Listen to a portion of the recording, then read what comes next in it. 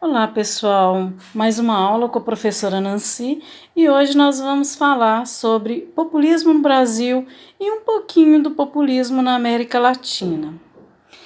Esse tema é um tema muito cobrado nas questões do Enem, nas questões de vestibulares do Brasil inteiro. Foi um período muito longo, né, do populismo no Brasil. Eu posso assemelhar esse período populista com um período democrático, com uma democracia vigiada, sobretudo uma democracia vigiada pelos Estados Unidos. Populismo é um movimento, então, é uma política desenvolvida no país que teve como presidentes Eurico Gaspar Dutra, Getúlio Vargas no seu segundo governo, JK, Jânio Quadros e João Goulart. São estes os presidentes emblemáticos, representativos, significativos neste período. Populismo é perigoso, porque o presidente ele tem tanta democracia, o presidente ele tem tanto apelo popular, tanto carisma, que ele pode manipular facilmente a classe trabalhadora, a parcela da população mais carente.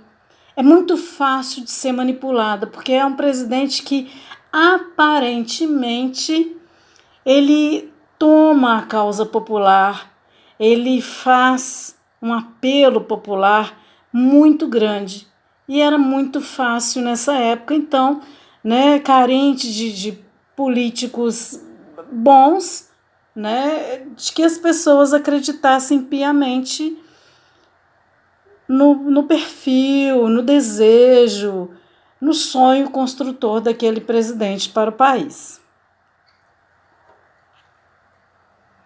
Então, do meu lado esquerdo, no alto, eu tenho Eurico Gaspar Dutra. E eu vou ter que falar um pouquinho de cada um desses presidentes novamente para vocês. Nós já falamos de Eurico Gaspar Dutra, já falamos de Getúlio Vargas no seu segundo governo, já falamos de JK. Eu vou ter que falar novamente o que não é nenhum empecilho, o que não é nenhum prejuízo, muito pelo contrário. Há uma intenção aqui de fortificar, de potencializar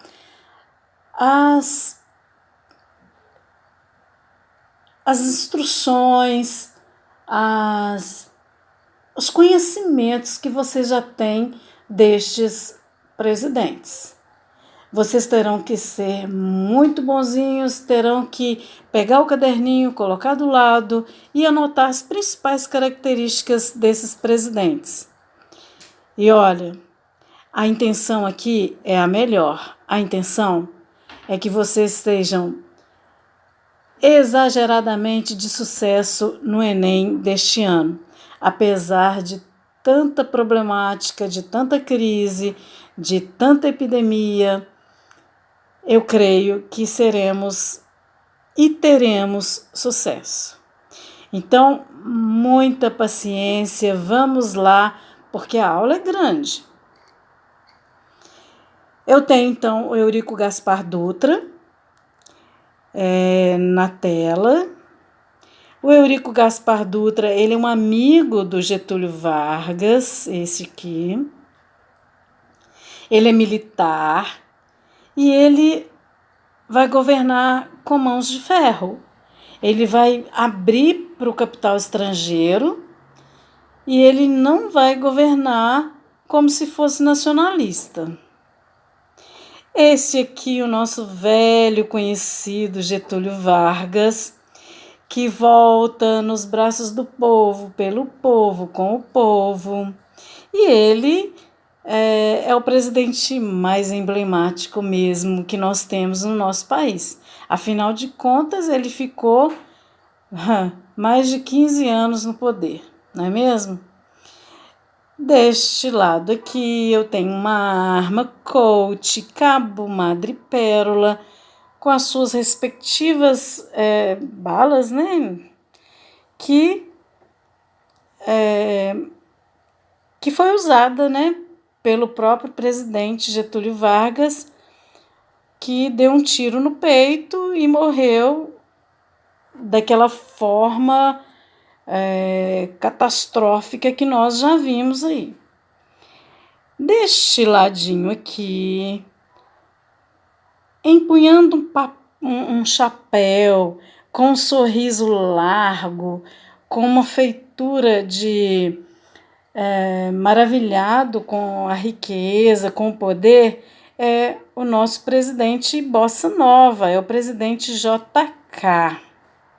Nós já falamos de todos eles. Aqui eu tenho, na ordem de presidenciáveis, o presidente Jânio Quadros. Gente, se segurem quando eu for falar desse presidente, porque ele é hilário, porque ele é sem noção. É um presidente mais caricatural que eu vi na história da presidência da República Brasileira. É um presidente que merece também ser estudado. Pelo pouco tempo que ele teve no poder, ele fez coisas que vocês vão horrorizar. Eu tenho aqui o presidente que mais foi presente nos governos. Ele foi ministro do Getúlio Vargas, ele foi vice-presidente no JK e ele será o vice-presidente do Jânio Quadros. E depois ele será o presidente do Brasil. Então, vamos lá? Ok. 1945, Eurico Gaspar Dutra, 51 até 54, segundo governo Vargas. Depois eu tenho 2 pontinhos aí. Um outro presidente assumiu pós-suicídio do Vargas até a entrada do JK, Café Filho. Depois eu venho aí, 1956 é o JK até 61. Em 61, o Jânio Quadros ganha a eleição e o Jango é o vice dele. Apesar dos dois não terem nenhuma afinidade com os partidos políticos, eles estavam juntos. Por quê, moçada? Lembrando, eu votava no presidente e votava em separado no vice-presidente. Então eu podia ter um presidente que era de um partido e um vice-presidente que era de outro partido. Então, podemos ver aí essa linha de tempo dos presidentes populistas no Brasil. Desses aí, o que eu acho que menos foi populista é o Dutra, mas não é o que eu acho, não é o que você acha, é o que se estabeleceu na história, é o que fala na história. Então, o que fala na história é que Eurico Gaspar Dutra ele está envolvido nesse período, então ele é um presidente populista também, ok? Vamos lá. Eu preciso falar com vocês algumas características do populismo. É uma relação não institucionalizada, mas é uma relação muito direta com o líder, com as massas. Quer um exemplo? O JK, por exemplo, na construção de Brasília, que ele se juntava aos construtores, aos candangos, que eram os empregados nas obras, e ele fazia parte daquele movimento, ele estava muito próximo daquele movimento, daquela construção. É como se ele estivesse diretamente ligado com a massa, com o povo, e sem perder de vista o seu carisma. Ele tinha uma relação muito próxima, ele fazia isso acontecer, ou pelo menos ele tentava visualizar, fazer com que as pessoas visualizassem que ele estava numa relação próxima com a maior parte da população. E as pessoas acreditavam nisso.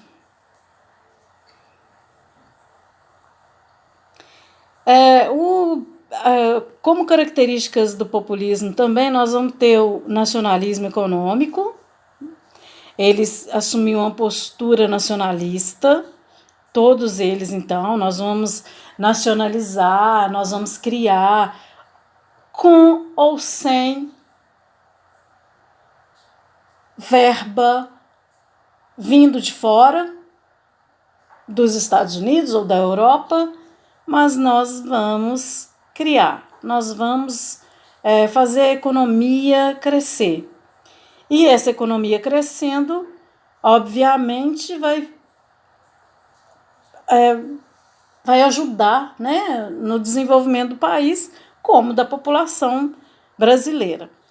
Então, o discurso era um discurso de defesa da união das massas, sempre voltado à conciliação, nunca em movimento contra o governo, sempre um discurso pró-povo, a favor do povo, em nome do povo, e contra uma elite que esmagava o povo. Olha, nós estamos falando de discurso, tá, gente? Entre o discurso e a prática tem um abismo gigante. Outras características. A liderança baseada no clientelismo. Nós já estudamos sobre o clientelismo lá na Primeira República, ou também conhecida como República Velha, que existia a troca de favores, que existia o mandonismo local, que existia o coronelismo. Lembra disso? Eu te dou isso para você votar no candidato que eu apoio. Eu faço isso, eu apadrinho seus filhos, eu concedo trabalho, eu te dou enxada. Enfim, vários tipos de troca de favores acontecia no populismo. Então é uma liderança baseada no clientelismo. É o toma lá, dá cá. Eu te dou isso para que você me favoreça isso. Ou eu te favoreço e você tem que me dar em troca algo representativo. No caso, voto, não é? Olha, o sistema partidário ele era frágil, o líder populista ele não se escorava no partido, no sistema, mas ele se escorava no carisma, e eu grifei aí. Então você vai lá no seu caderninho e coloque que populismo tem como uma das grandes características o perfil carismático do presidente, do líder que está no executivo. Eu preciso falar com vocês, mais uma vez, estamos em plena Guerra Fria. E o governo Dutra, Eurico Gaspar Dutra, ele tem um perfil de desenvolvimento, mas internacionalmente. Ele vai escancarar as portas do Brasil para a indústria norte-americana. E ele vai fechar completamente com qualquer país que fosse socialista. Ele vai criar o plano saúde, alimentação, transporte e energia, mas ele não fez muita coisa. Este governo não foi bom, principalmente se eu reportar ao primeiro governo do Vargas, que foi cheio de benfeitorias, não só para pobres como para ricos. O Dutra, ele não avançou. E é exatamente por isso que o Dutra vai sair sem deixar muitos rastros. Ele tinha um alto teor de demagogia, ele tinha um apelo muito grande para o mundo internacional e muito menos para o nacional. Uma das curiosidades do Eurico Gaspar Dutra é a construção do Maracanã. E foi sediado, né, a Copa de 1950 no Maracanã e o Brasil perde a final para o Uruguai. Então, veja bem, se o Brasil não está muito desenvolvido, ele vai ficar ainda pior. Professora, não tem nada a ver o futebol, a Copa, ganhar ou não ganhar, o Brasil perder ou não perder. É lógico que tem. Um dos principais expoentes, símbolos do nosso país, da nossa cultura, é o futebol. Se o futebol perde, a economia perde. Se o futebol ganha, a economia ganha. No mínimo, as pessoas acreditam que estão vencedoras, que estão felizes. Outra coisa que este presidente vai criar é a Via Dutra. É a rodovia Dutra, ligando São Paulo ao Rio de Janeiro. E que foi palco da morte do acidente do JK. Vamos lá no segundo governo do Vargas. Ele é desenvolvimentista e nacionalista. Escrevam no seu caderno e não esqueça jamais: Vargas é nacionalista exagerado. Mas nacionalista mesmo para construir, para andar, para caminhar com as nossas riquezas, com os nossos recursos. Crescer o Brasil com tudo que nós temos, sem pedir favor aos Estados Unidos. E o Vargas, ele volta no segundo governo falando que ele voltava para o povo, pelo povo, com o povo. Lembra da musiquinha? Bota o retrato do velho no mesmo lugar. O sorriso do velhinho faz a gente trabalhar. Este é o Vargas que volta, e ele volta com uma candidatura expressiva. Por quê? Porque o anterior a ele não fez nada, não evoluiu, não caminhou, não desenvolveu. Já que eu falei que ele voltou em 1950 através de um voto direto, eleito diretamente pelo povo, eu posso fazer um pequeno histórico aí, voltando ao Vargas nos outros períodos que ele esteve na presidência.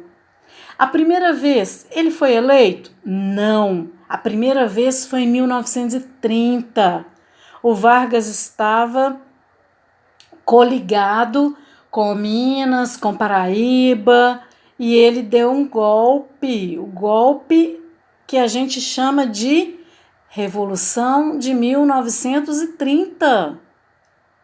Aí, a segunda vez, ele é eleito indiretamente em 1934. Logo depois de 1932, que teve aquela insatisfação com São Paulo, que teve a guerrilha. Aí ele continua no poder e ele faz a Constituição. Passado alguns anos, ele ainda continua no poder. Pela terceira vez, ele não foi eleito, ele deu um golpe nele mesmo, dizendo que os comunistas iriam tomar o poder, o tal Plano Cohen, e ele instaura o Estado Novo de 1937, que é o governo do Estado Novo de Getúlio Vargas, um governo ditatorial. E aí, dessa vez que eu estou falando de 1950, sim, ele volta como um presidente eleito diretamente pelo povo. Ele exerce o nacionalismo e ele rompe com os Estados Unidos.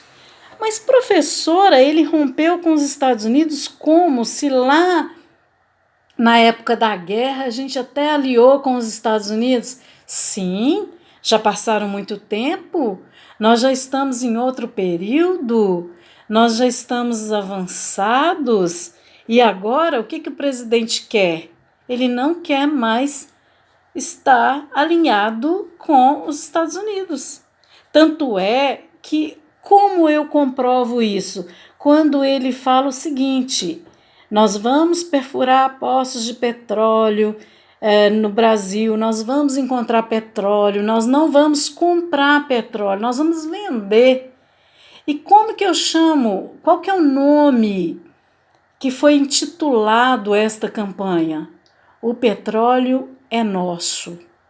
Quando Getúlio Vargas cria esse plano Laffer para dar subsídio na criação da Petrobras, ele cria o BNDE, que é um Banco Nacional de Desenvolvimento Econômico, que vai gerar dinheiro, que vai girar, que vai fazer o dinheiro se movimentar para que o Brasil consiga criar outras empresas, que não apenas a Petrobras, porque ele já tinha o desejo e o projeto de criar a Eletrobras também.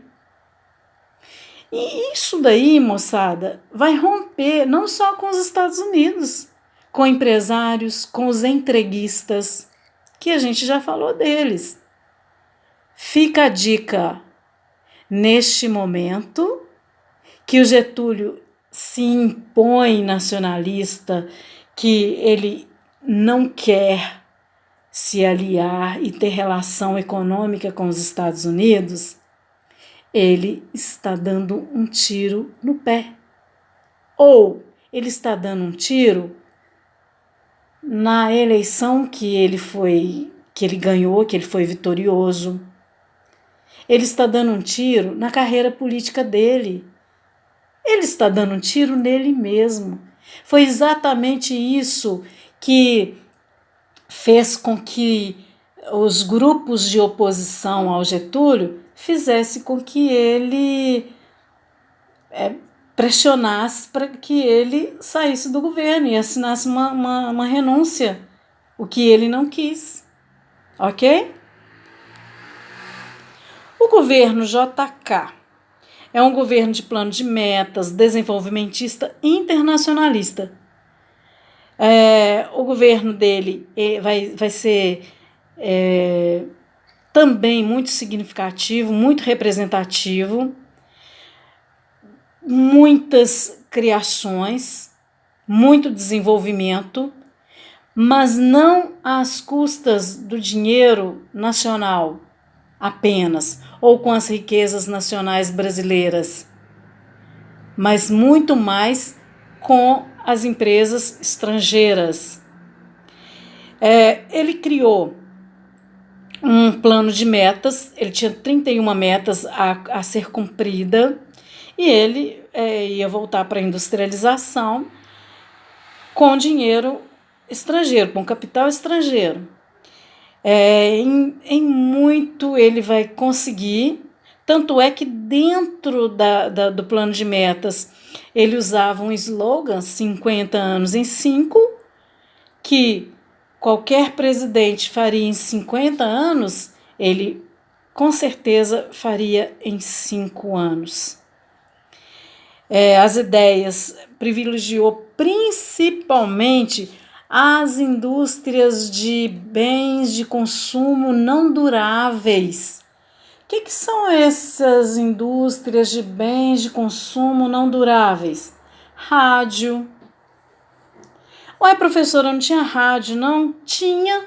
Tanto é que é um símbolo da época do Getúlio. Tinha rádio.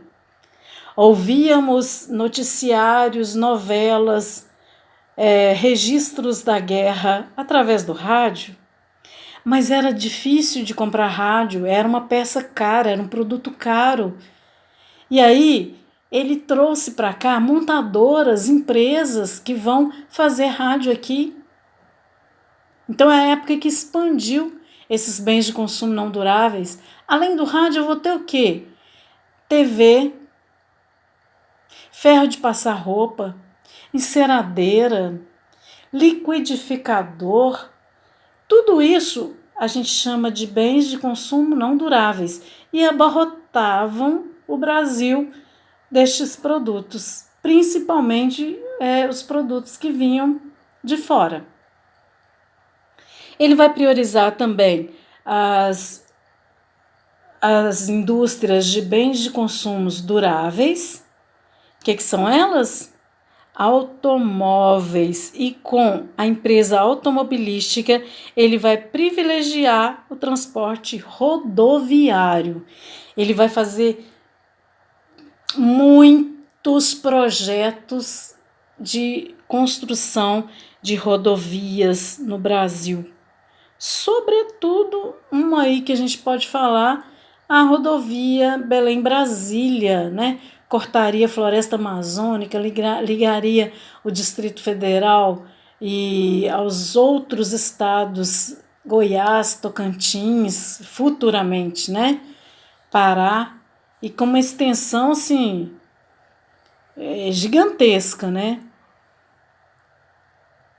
Outra coisa, a construção de Brasília.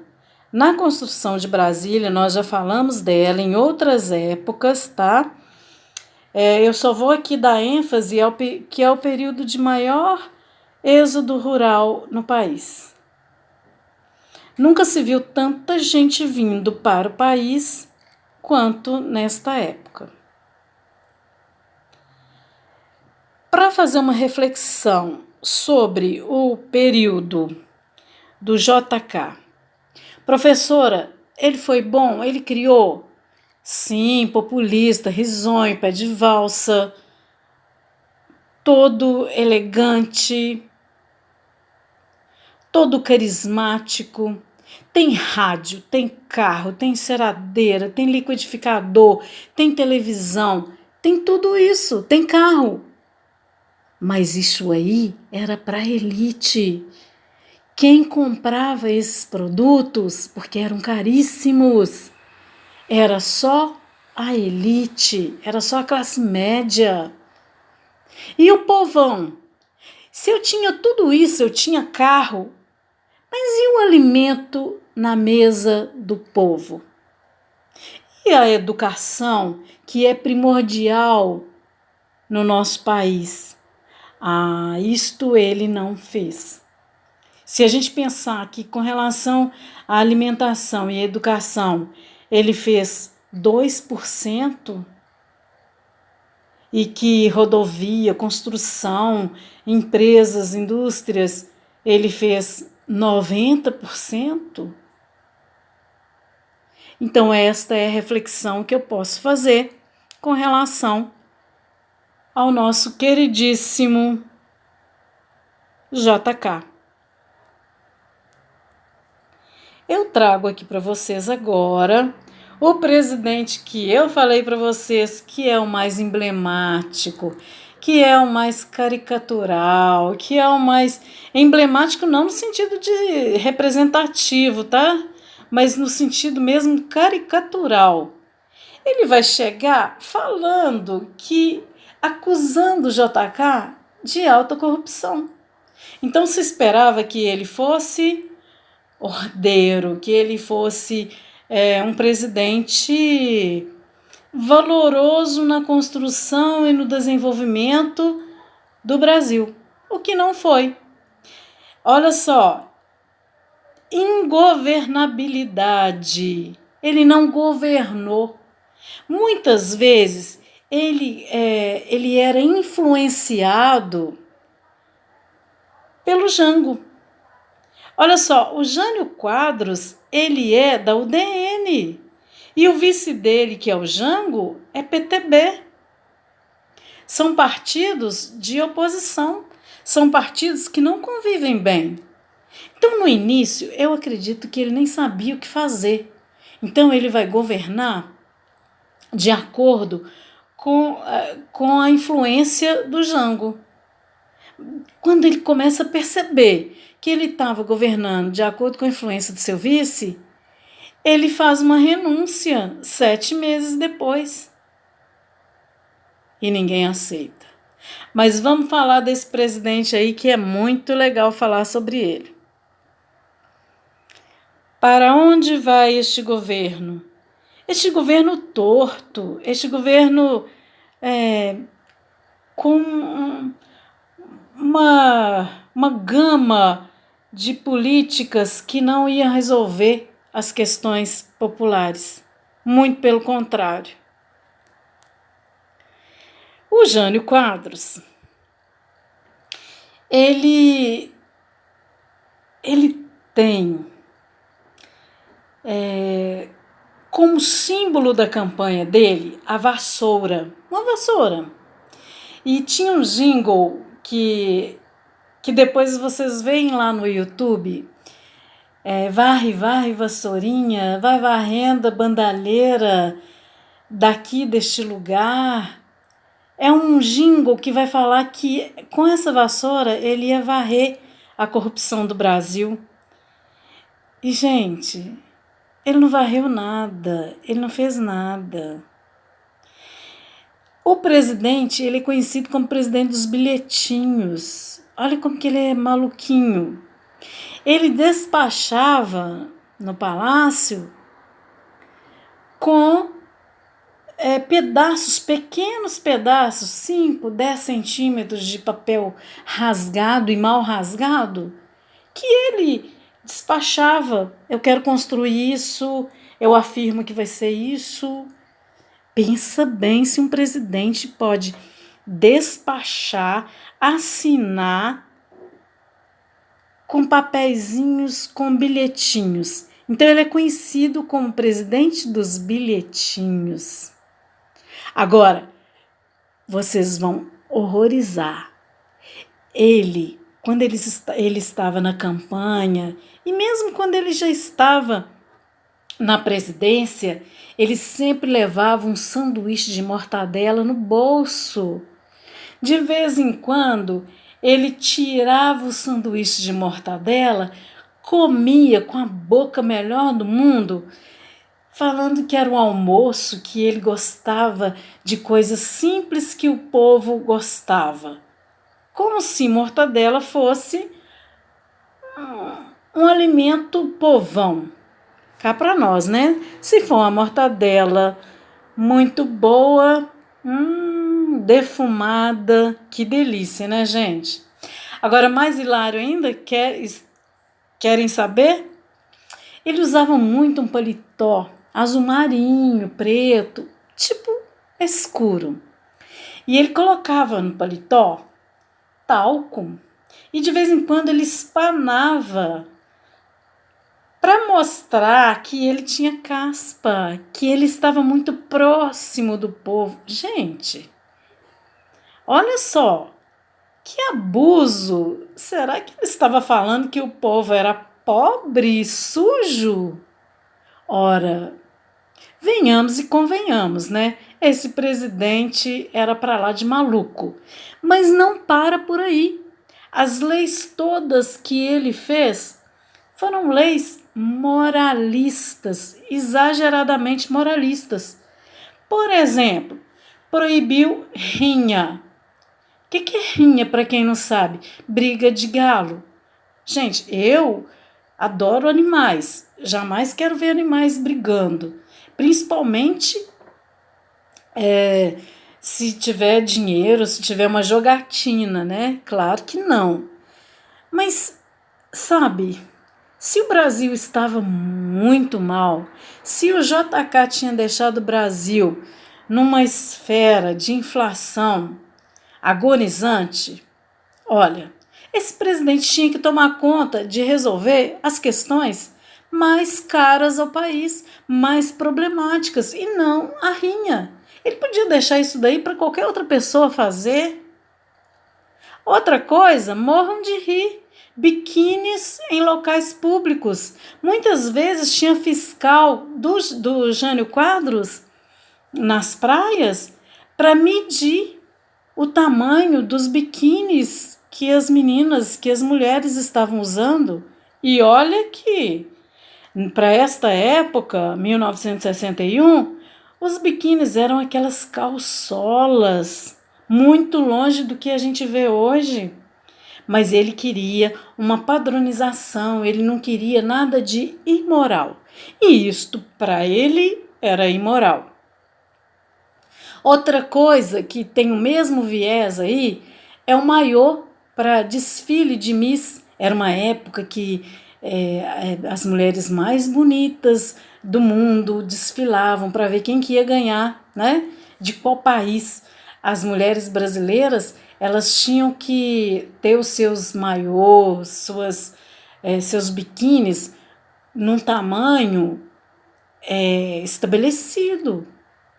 Outra coisa, calça comprida para mulheres em repartições públicas era imoral. Então as mulheres em repartições públicas tinham que usar, aquelas que trabalhavam, tá? Funcionárias públicas, tinham que trabalhar com um saião abaixo do joelho, um vestidão tipo midi abaixo do joelho. E outra coisa que ele vai fazer, corrida de cavalo, jockey club durante a semana, era proibido. Olha isso, gente. Vocês acham que a loucura desse presidente acaba por aí? Não. Ele rompeu com os Estados Unidos. Opa! Ele comprou uma briga com os Estados Unidos, então. Ele não quer que Estados Unidos esteja no métier do governo. Ele vai alinhar com a China e o RSS. Piorou. China e o RSS são comunistas, socialistas. E para piorar, passou por aqui, ele aproximou com Cuba também, tá, gente? Que Cuba também era socialista desde 1959. E um dos maiores guerrilheiros que fizeram a Cuba se tornar socialista foi Fidel Castro, Raul Castro e o Che Guevara. O Che era o maior guerrilheiro comunista que havia na América Latina. E ele passou pelo Brasil. Quando ele passou pelo Brasil, ele foi agraciado, ele foi condecorado com a Ordem Cruzeiro do Sul. E aí, depois, deem uma olhada, porque a gente vê isso na internet, essas imagens que não nos deixam mentir. É como se ele estivesse dando uma faixa presidencial, uma medalha de honra ao mérito. Imagina um mundo capitalista, imagine os Estados Unidos assistindo a este quadro, a este teatro. Olha, a ruptura o esfacelamento desse político aí foi muito rápido, muito rápido. E aí ele via que ele não estava muito bem. Ele manda o vice dele para a China comunista. Olha só o golpe que ele tentou dar. Ele mandou o Jango para a China comunista e ele escreveu uma carta renúncia à lá Getúlio Vargas. Essa carta renúncia começava assim: forças ocultas não deixam eu governar o país. Quem que ele estava falando que eram forças ocultas? O próprio Jango. Não deixa ele governar. Ora, ele escreve essa carta renunciando após 7 meses ser eleito para a presidência da República. E aí ninguém sequer ficou contra a renúncia. todo mundo aceitou a renúncia porque via nele uma ingovernabilidade e via no vice um perfil comunista. Foi um achado para as Forças Armadas a renúncia do Jânio Quadros. E esse presidente, ele volta depois, em 1976, a ocupar cargo público em São Paulo, de onde ele era. Ele conseguiu arrecadar muito dinheiro, viu, gente? Foi um presidente bem complicadinho. E aí, nós podemos passar, então, quem vai assumir? Após a renúncia do Jânio Quadros, quem vai assumir nada mais é do que o presidente Jango. E aí, olha só, no item número 1, o Jânio enviou o vice para a China. E aí, o que vai acontecer? O Jânio tem que voltar e ele é recebido pelos militares no aeroporto, voltando da China. Agora, vamos lembrar, qual que é a epopeia do Jango? O Jango, ele tem perfil comunista, ele tem característica comunista, por quê? No segundo governo do Vargas, ele deu um reajuste de 100% no salário mínimo, porque ele era o ministro do Trabalho, lembra disso? E como que foi a rejeição naquela época? Nossos empresários ficaram indignados. Por quê? Os empresários eles queriam só 40%, 42%. Então, ele ia fazer com que os empresários ficassem empobrecidos, que o segmento da população rica não ia ficar bem, não ia ficar credibilidade. Então, ele volta, ele vai ser recebido pelos militares, o João Goulart, vulgo Jango, né? E ele assume ao governo. Só que as Forças Armadas não permitiram, tentaram minimizar, reduzir os poderes do executivo do Jango. E colocaram ele como se ele fosse um primeiro-ministro. Então, eles já queriam implantar na marra um sistema parlamentarista. O que é esse sistema parlamentarista? Mais ou menos o que a gente tem hoje na Inglaterra. Nós temos uma rainha que reina, mas não governa. Quem governa é o parlamento, através dos ministros, do primeiro-ministro, né? Então, mas ele é desenvolvimentista nacionalista, ele é um discípulo de Vargas, tá? Ele tinha todo o aprendizado do Getúlio Vargas. Ele cria a Eletrobras, que era o projeto lá do Getúlio Vargas, né? Então, ele começa a governar com poderes bem reduzidos, mas tem muita gente que é contra esse novo modelo, esse modelo parlamentarista. Então, há um empreendimento no Brasil de se fazer com urgência um plebiscito. O que é um plebiscito? Uma eleição extraordinária com urgência para eleger o que se pode eleger para melhorar as questões que estão desequilibradas, que não estão corretas. Porque na nossa Constituição, o sistema é o presidencialismo. E de uma hora para outra, surge o parlamentarismo ao bel prazer. Como assim? Se não está na nossa Carta Constitucional, né? As pessoas vão às urnas para votarem no novo sistema, se escolher o parlamentarismo ou o presidencialismo. Adivinha quem venceu? Presidencialismo. Então o Jango tem o seu poder legalizado. O Jango vai poder governar como um presidente, volta a ser o presidencialismo. Aí ele lança esse plano trienal.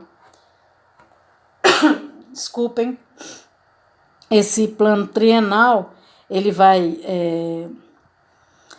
fazer o quê? Combater a inflação, reduzir a inflação, favorecer a indústria brasileira, fazer uma balança comercial favorável, comprar menos, vender mais e induzir que a indústria brasileira crescesse. E, gente, ele é muito ligado à causa popular. Talvez o presidente que mais tenha sido ligado à causa popular foi João Goulart. Ele vai fazer reforma de base, ele vai lançar as reformas de base no país. O que essas reformas de base? Ele vai ir na base da questão econômica, na base da questão eleitoral, educacional, política, e vai tentar reformar. Por exemplo, um exemplo que a gente pode dar aí, a reforma tributária. Ele podia, por exemplo, diminuir impostos, mas ele achava abusivos os impostos para essa época. Reforma eleitoral, ele ainda não achava claro as reformas eleitorais. Ele ainda achava que podia melhorar em muito as questões, achava que ainda tinha muita corrupção, como ainda tem, né, gente? Vamos combinar. A reforma educacional, isso agradou muitas pessoas pobres que queriam ir para a faculdade. Porque, olha, nesta época, quem ia para a faculdade, para a universidade, eram os ricos, tá? E há muito pouco tempo que os pobres puderam ter acesso às universidades. Não tem tanto tempo assim. Nessa época ele já estava querendo fazer isso. Então não tinha, tá vendo? E agora, quando ele deu um tiro no pé, quando ele rompeu definitivamente com todos, ele estabeleceu a reforma agrária. O que é a reforma agrária? Dar terras para quem não tem terras. A reforma agrária, ela deve ser com terras devolutas, terras que não são plantadas, terras que não são desenvolvidas. O que ele vai fazer? Ele fala que vai pegar terra de gente muito rica que não estava produzindo nessa terra e que ele vai dar para os pobres. Olha, ele comprou uma briga enorme com os setores conservadores da sociedade brasileira.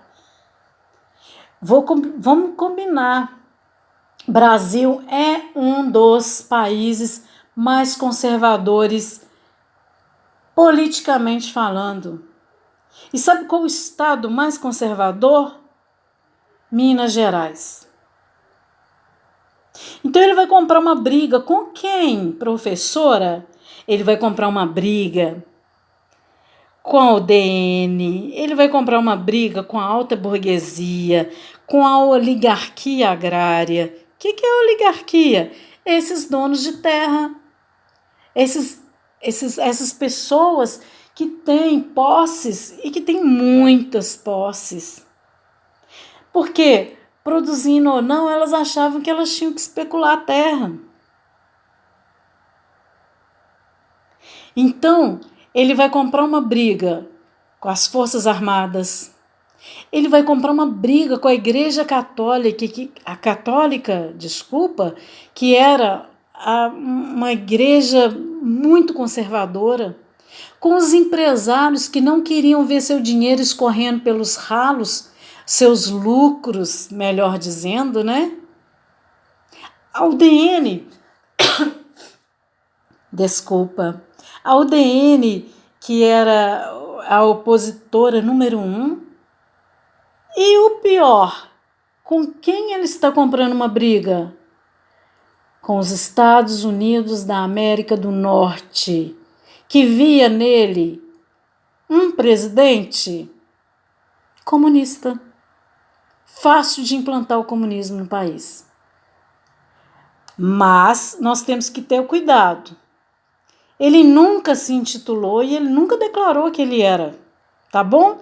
Então, por aqui, o que vale não é o que eu penso, o que você pensa. O que vale é o que aconteceu. Ele tinha perfil? Sim. Mas oficialmente ele era? Ninguém sabe. Ele morreu e não nos deixou este ensinamento, se sim ou se não. Aí, gente, com essa onda dele fazer as reformas de base, a Igreja Católica e a classe média, a elite, fizeram um movimento de uma marcha, propõe uma marcha. Essa marcha ela tem um nome, Marcha da Família com Deus pela Pátria. A família conservadora, a família elitizada, com a igreja em favor da pátria. Aí não tem saída. O Jango tem seus dias contados e ele tem que renunciar à presidência. E foi bom, porque se ele não renunciasse, a coisa ia ser através de guerrilha. Então ele renuncia, vai para o Rio Grande do Sul, terra natal dele, e depois ele vai para o Uruguai, onde ele fica tempos e morre, só volta num caixão para ser sepultado e não tinha o consentimento de abrir o seu caixão. Quando ele renuncia e foge, vai embora, o golpe militar começa. O golpe militar já estava arquitetado, principalmente pelos Estados Unidos da América do Norte. E o golpe militar ele começa em Juiz de Fora, na cidade de Juiz de Fora, em Minas Gerais, em 1964. E aí, este presidente não tem mais a sua intenção, né, de assumir a presidência. É um golpe de uma revolução conservadora, né, que olha o exército, reposição e repressão, e aí fica estabelecido o golpe militar. Então, queridos, eu preciso falar um pouco ainda sobre alguns outros presidenciáveis, sobretudo na Argentina, que também foram populistas. O Domingo Juan Perón, com a Eva Perón, que foi a primeira-dama, que ela presidenciou também, junto com ele, né, a Argentina, e uma figuraça. O que foi o peronismo? Então, peronismo é a mesma coisa que o populismo, só que usou aí o nome do Juan Perón, que foi o presidente, e que ele tinha as mesmas idealizações para a Argentina quanto foram as idealizações dos presidentes brasileiros. Por exemplo, mobilização demagógica, carismático, fazendo um discurso pró-operário, pró-descamisados.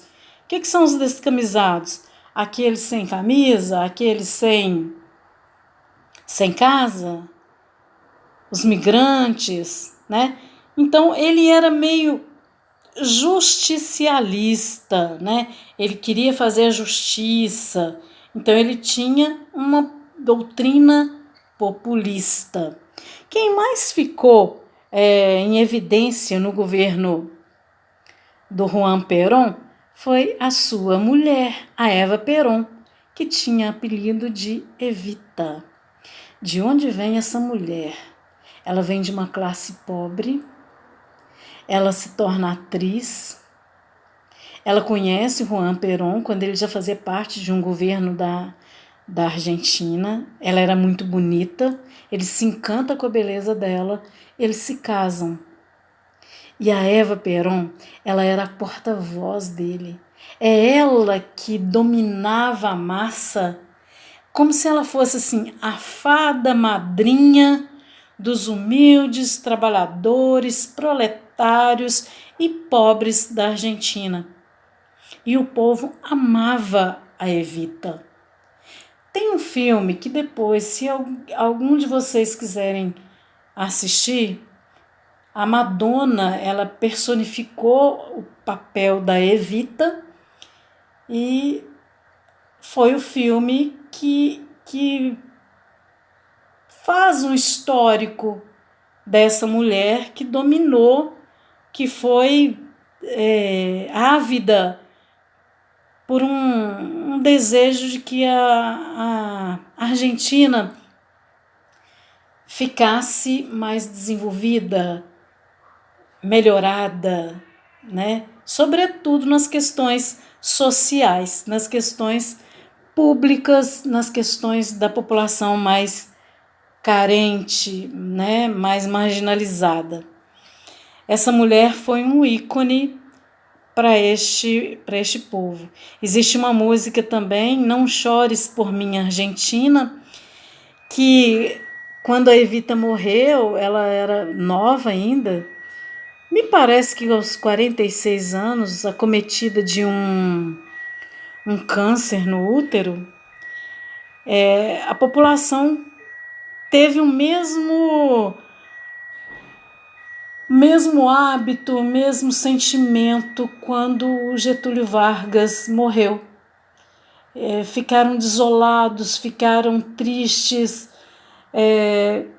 com a perda da fada madrinha, da mulher que a regimentava, né, que tinha um cunho maternal com o povo argentino. Aqui, olha, essa aqui é a Evita Perón, a Eva Perón, né? Não Chores por Mim, Argentina, quando ela morreu. Existe essa música também. Depois, se vocês quiserem, procurem aí que é fácil de achar. Eu tenho também o Lázaro Cárdenas no México. A bandeira do México, no meio aí o símbolo dos astecas, né, dos povos primitivos. E aí, o que o Lázaro Cárdenas ele vai fazer? Eu queria que vocês tivessem o mesmo apreço para as questões do Brasil. As afinidades são as mesmas. Olha só, ele é de um partido revolucionário, ele vai querer fazer a reforma agrária, ele vai querer fazer cumprimento das leis trabalhistas que não estavam, do mesmo molde da Evita Perón e do Juan Perón, para fazer o quê? Uma melhoria nas causas populares, que eram carentes, completamente pobres, miseráveis, subjugados. E este presidente aí, ele vai comprar uma briga muito maior do que o Brasil, porque, olha, coitadinho do México, já dizia um historiador, tão longe de Deus, tão pertinho dos Estados Unidos. Então, o México comprando uma briga com os Estados Unidos. Os Estados Unidos se intitula dono do México, né? Que o México sempre teve que fazer o que eles queriam. Veja só que o Lázaro Cárdenas não tem muito tempo de vida, não. Não é isso? Então, moçada, agora eu gostaria, para finalizar a nossa aula, eu gostaria de ser curta e grossa, plagiando esta charge, esta imagem que tem aí para vocês. Vamos refletir sobre isso. Quer saber? Eu não confio no cara, mas eu voto nele. Ele rouba, mas ele faz. Ele mente, mas convence. Ele é culpado. Ah, mas ninguém prova. E você? O que você acha, aluno? Eu acho mesmo, né, que todo mundo é uma besta, né? Mas a gente não sabe o que é, né? O que nós queremos dizer com isso? O povo brasileiro, tão massacrado, tão violentado por uma política corrupta ao longo da história, que nós estamos estudando a história do Brasil pré-colonial, desde essa época, passando por todo esse período, quantos avanços para a elite? Todos. Quantas causas construídas, financiadas para a elite ficar cada vez mais rica? E quantas causas em prol da população mais carente? Digam-me. Nós sempre, e eu me intitulo pobre nesse momento, nós sempre pagamos muito caro pelos impostos para sobreviver, pagamos caro para estudar. E o que nós temos? Quais as benfeitorias que estes últimos governos têm feito para que tenhamos uma vida de mais qualidade? Nesse quadrinho aí, curto e grosso, o que ele quer dizer? Que nós temos que estudar mais, que nós temos que ter mais consciência política, de não cair numa esparrela, de votar em qualquer candidato que irá fazer uma lei que você depois deverá engolir goela abaixo, sem questionar. Quando você vota, meu caro aluno, você assina um cheque em branco para que o candidato faça do seu voto, faça da lei, faça da economia e da política e do social o que ele bem entender, o que ele bem quiser. Fica o meu apelo. Não vamos apenas criticar, vamos pensar em todos os lados, vamos estudar mais.